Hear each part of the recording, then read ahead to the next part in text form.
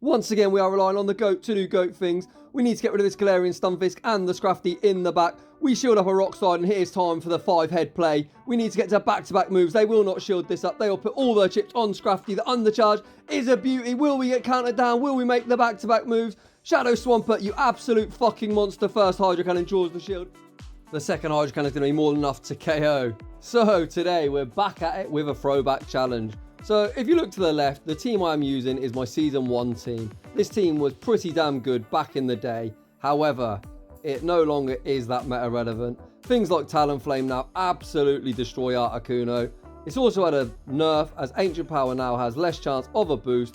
Shadow Swampert wasn't available, but regular Swampert has also been nerfed as Hydro Cannon has done a reduced amount of damage, and Mr. Reliable Shadow Snorlax on the safe switch now isn't that safe because of mon like Obstagoon and Scrafty. But with that in mind, let's get straight into the battles and see if we can still pick up some dubs with a Season 1 team all the way in Season 11. In Game 1, we pick up a lead against Obstagoon. This is something we didn't see back in the day, and Snorlax absolutely does not want to see it, as due to the dark normal typing, they triple resist Lick. This is a fairly neutral matchup. We are hitting each other for neutral, however we are reducing the Obstagoon's damage output each time with an Icy Wind. The second Icy Wind is going to get this Obstagoon super low unless they are willing to commit a shield. The opponent does shield it up, so now I don't want to get farmed down, so I switch out into Shadow Swampert. Here comes Cresselia. Cresselia with access to Grass Knot now, again something it didn't have then. Cresselia has actually been double buffed since Season 1. It's got access to Grass Knot, and Moonblast now has a chance to lower your attack. But as we are up shields, Shadow Swampert will always do Shadow Swampert things. The regular might have been nerfed, but the Shadow bonus means Hydro Cannon hits just as fucking hard now as it did back in Season 1. And if the opponent is unwilling to commit the second shield, we will be able to win this matchup, and our Swampert is fairly healthy. The Obstagoon is going to throw some energy. There's no need to shield the first one in case they get a boost. Night Slash lands, does decent damage. I'm over farming as much as I dare. The opponent now makes a great switch out, catching the Hydro Cannon on their own regular Swampert. So I bank a move, and here comes the big thick boy. The opponent is going to need to Earthquake and Hydro Cannon to take me out. We do survive 2 Hydro Cannons. You can see we're still in the green. I get off this Body Slam. This is going to be pressuring the opponent's final shield. They do shield it up. They're still going to need to Earthquake me to take me out. If this is a Hydro Cannon, once again, the big thick boy will survive, and I've got no intentions of shielding. The opponent goes to the Hydro Cannon. This game is now looking absolutely over. We take out the Snorlax. The Obstagoon comes back in and concedes the match. GG's and thanks for playing. Moving on into battle number 2. So far, so good. But once again, we see another thing that wasn't available. You couldn't get Scrafty whatsoever, and obviously XL Pokemon wasn't a thing until maybe Season 6 or Season 7. But either way, we're not shielding this move up in case they go for a pop bait. They do land the foul play. I attempt to throw an Icy Wind, and the opponent makes a great catch onto their own Alolan Ninetales. But to be honest, that debuff is going to do our Snorlax quite a lot of favours, as these charms now really aren't going to do that much damage. We tank that Weather Ball. It just tickles the big thick boy, and I don't want to allow too much health on my Snorlax to get farmed down. So we go for this Body Slam. I'm looking to commit to the Lick Down. I don't know if I'll make it. Just as the next charm registers, they would be getting a Weather Ball, so I do opt to take out the Ninetales, and we should still manage to make a superpower against that Scrafty. The big thick boy does survive the counters. Superpower coming through. This will do big damage unless it goes shielded, so now we have got shield advantage. However, XL Scrafty is going to be a problem ahead in energy for our Swampert. There's no point coming in with the Articunos. We're super low. This is just a pop, so I'm not going to shield this first one up. I'm going to look to get off a Hydro Cannon. I'm over farming. Really mindful of the switch. So I go for this Hydro Cannon. I don't want to throw an Earthquake in case the opponent shields. They do go for the no shield. The Scrafty is now quite low, so we're going to tank yet another pop and attempt to snipe with Articuno. The opponent sees the snipe coming. In comes Galarian Stunfisk. We get off this Icy Wind. This should be a CMP tie if the opponent has dumped their energy, which they have. Best case scenario for us. So now this is where things are going to get interesting.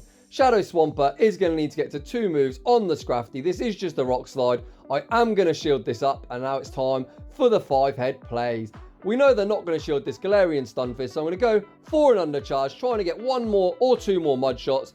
We go for the undercharge. It's an absolute fucking beauty. Can we get to the back-to-back moves? We survive the counters. This Hydro Cannon will be drawing the shield from the Scrafty. This second Hydro Cannon is going to be more than enough to KO. GG's and thanks for playing. So despite seeing numerous things that our team didn't really want to see, we managed to pick up the dub. Moving on into the next battle. We see a Charmer in the lead. Articuno isn't too bad against Charmers because we can be debuffing that charm damage with each Icy Wind. It lands for decent damage on the Sylveon. If they go for a Psyshock, we would survive, but we actually choose to bank the energy on Articuno and look to try and draw out the Dark type. So we catch the Psyshock. There's hardly anything to Snorlax. The opponent is staying in and we commit to the lick down. We've now got a decent amount of energy. In comes Talonflame. So we need to time our charge moves to not allow any free Incinerates through. First Body Slam does draw a shield. I throw 4 more licks and get off Body Slam number 2. The opponent is probably looking to incinerate us down. They actually draw both shields. We get to 1 more Body Slam. Shadow Snorlax is putting in so much fucking work. The Talonflame actually froze as well. Holy crap. The opponent should have committed to the farm down. So now we are sitting in an absolutely fantastic spot. We are waiting out our timer. We bring in Swampert. We have 2 shields. This isn't enough for a Brave Bird, so I'm not shielding it up. We do tank that, no problem. The opponent attempts to make a switch into their Walrein. Earthquake coming through. It will land for huge damage.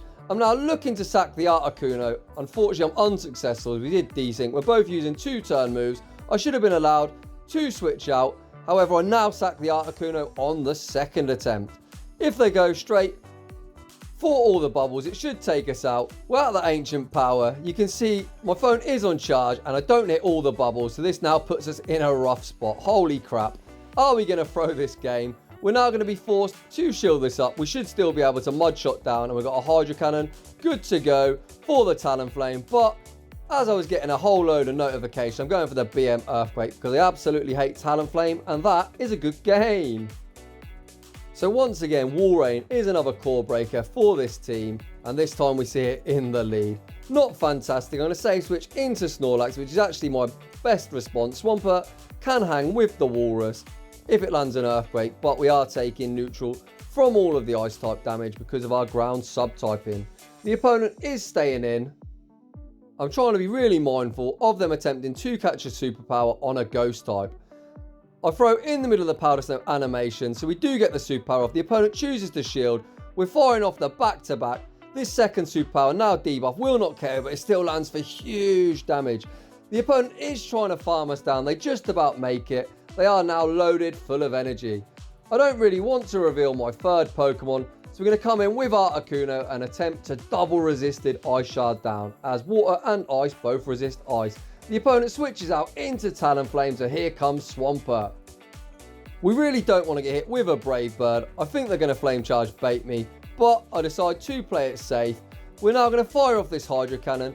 This will almost KO if the opponent doesn't choose to shield. We're hoping to Mud Shot down, and we're unable to make it. This will just be a Flame Charge. There's no point in shielding up. We should be able to Mud Shot them down this time. Swampert leaves with absolutely loads of residual energy. What is the opponent going to come in with? And it's Swampert's arch nemesis, Trevenant. We've got such a poor matchup here. I'm just going to spam out as many Hydro Cannons as possible. They are resisted, but Hydro Cannon is a great move. 3 will KO.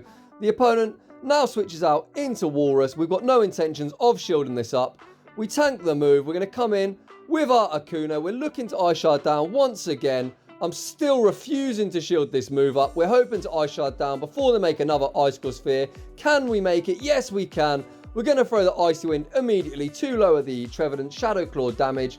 We're going to need to survive perhaps one move. I know they're going to Seed Bomb bait me, but you can see we're at the Icy Wind now. So we are going to shield this Seed Bomb up, and the Icy Wind should be enough to take this game. So once again, we managed to pull off a dub. Somehow we are 4-0 in the set, heading into battle number 5.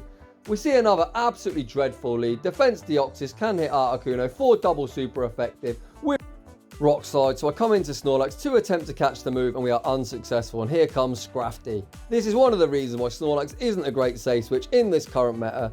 We do tank the Power Up Punch. I'm over farming. I'm going straight for this superpower. If it lands, it will do big damage due to the dark subtyping. The opponent is trying to farm me down. I'm really hoping a debuff body slam is enough to KO. The Scrafty hangs on with 1 HP and a dream. Holy crap, Shadow Snorlax almost flipping switch against Scrafty is absolutely phenomenal. We come in with the Articuno, there's 0 point in shielding up this foul play, as we've got such a poor matchup with Defense Deoxys. I attempt to catch a Rock Slide on my Swampert, the opponent throws immediately. We're making all the plays to try and pull off this hard counter team, and in the back is a Walrein. Holy crap, we are triple hard countered. Can we pull this game off? We're about to find out. I shield up the first Icicle Sphere, and now I'm forced to go for a bait. I hate going for baits, but I really think the opponent is going to shield it up. This Icicle Sphere will not KO, so I'm choosing to let it go down, as I really need to save a shield for my Articuno, as Rock Slide will really absolutely wreck us. We go for an Earthquake. Once again, the opponent shields it up. We are just going to go for this Hydro Cannon. I'm hoping the opponent does dump energy, but we're probably going to get farmed down. And now switch out into Articuno. Ancient Power is now a garbage move. Does it KO? No, it doesn't. So we're going to have to no-shield this Icicle Sphere, but I think the opponent is at the back-to-back. We do survive. However, we're unable to Ice Shard down, and we're going to lose this battle. So, triple hard counter team, you can see a lot of things that weren't available. Actually, all 3 Pokemon weren't available back in the day. But we still made a fairly good game of it. So we're heading into one bonus battle. Went 4-1 in the set. And in this bonus battle, we lead Articuno into Talonflame. Absolutely dreadful. We save switch into Shadow Snorlax with a hard counter with an Obstagoon that is triple resisting our licks. However, due to their dark normal typing, Super Power does hit back for double super effective. The opponent does shield it up. As I'm at the back-to-back, I really need to get some damage off on this Obstagoon. So I do shield it up just to try and get off some damage. Really hoping the opponent doesn't double shield, and holy crap, they actually double shield this Obstagoon. And now we are in a bit of a tricky situation. I come back in with the Articuno. We aren't going to shield anything. We're just hoping to get rid of this Obstagoon. So we're hoping for no boost. We really don't want to see a boost. We get an absolute shit ton of lag. Holy crap, what is going on, game? Because of the lag, the opponent gets the throw once again, which is dreadful. Night Slash does land. We're now deep into the red. We throw this Icy Wind. It doesn't KO. I've got no idea where the opponent's energy is at, so I'm just going to throw the next Icy Wind immediately and look to dip into my Swampert. Hopefully Swampert, with a shield, can close out this game. In the back is a Greedent. This really isn't ideal, as these Bullet Seeds do hit for double super effective. I don't shield the first move up. We're going to need to land 1 Hydro Cannon and 1 Earthquake to take him out. So we land the Hydro Cannon. I get the extra Mud Shot in. I'm going to shield this move up. I'm going to overfarm as much as I dare. Throw the Earthquake and look to outpace that Talonflame. This Earthquake will be taking out XL Greedent. Get fucking wrecked, Greedent. Can we survive the Incinerates? Yes, we can. This Hydro Cannon will not KO, but it will get him super low. They're now at the Flame Charge, so we switch out into Articuno to catch the charge move. Flame Charge takes us out once again. Can we survive the Incinerates? Of fucking course we can. The GOAT will always do GOAT things, so despite being triple hard countered, Shadow Swampert cleans up that game in style. Heading on into bonus battle number 2. This is going to be the last battle of the video. We see a Granbull in the lead. They save switch into the Walrus, so here comes Shadow Snorlax. This is a fairly decent matchup for Snorlax. Super Power will hit for big damage, and we are quite thick. The Icicle Sphere spam is quite annoying, but we can survive a couple. Every single Walrus has shielded up the body slam, so this is why I always say don't go for a bait. Because we go for a bait and the opponent calls it, which isn't fantastic. Another Icicle Sphere doesn't KO. They throw back to back. I've not got any intentions of going down shield, so we allow our Snorlax to go down. We're now in a bit of a tricky spot, so as I always say, don't go for stupid baits and don't be a noob like myself. So now come in with Swampert. We are going to tank an Icicle Sphere. We're going to look to overfarm as much as possible and throw just before they get to the next Icicle Sphere. So I throw on what should be a CMP tie, as Swampert does beat Walrein in CMP. We take out the Walrus. And in the back is Cresselia. So I'm going to attempt to catch a Grass Knot on my Articuno. I'm unsuccessful. As they didn't throw after 6, they built to 8. So I am fearful of the Future Sight. And we correctly shield a Future Sight. Absolutely fantastic shield on our part. And we're going to start debuffing this Cresselia with Icy Winds. The opponent now switches back into the Granbull. It's actually a Snarl Ball. So we are going to be lowering this Granbull's attack with every Icy Wind. They will need to go for a close combat to take us out, as it is a much better move than Crunch. I've got no intentions of shielding this up. The opponent throws the Crunch. You can see it doesn't do too much to our Articuno. I believe even a close combat we would survive from this range, and now I'm going to look to Ice Shard down. We make the Ice Shard down. Icy Wind once again is going to be lowering this Cresselia's attack. We need to get into our Swampert. The opponent does still have 2 shields. We're going to need to be spamming out these Hydro Cannons. First one draws the shield. We are going to shield this move up, as absolutely any move would KO us from this range. They're actually on Grass Knot Future Sight, a really interesting moveset from the opponent. This next Hydro Cannon should be drawing the opponent's final shield, and I'm hoping that this next Hydro Cannon is enough to KO. It's really bulky, the Cresselia. We don't manage to KO, but a couple of mud shots, and we managed to take that game. So those were the battles with a Season 1 team in Season 11. I went 4-1 in the set. I think I had a few 3-2s and 2-3s. So overall, really not a fantastic team. But we kind of went about 50-50. So despite us running a team that hasn't got the best coverage and all completely non-XL, it is still possible to get some big victories. You can see by the legend poses against the opponents that I was playing. We was playing at a fairly decent elo as well. So newer battlers, if you don't have access to XL Pokemon, you can still perform in the Ultra League. So if you enjoy the content, I'd appreciate if you smash that like button. If you're new, consider subscribing, and I will see you all in the next one.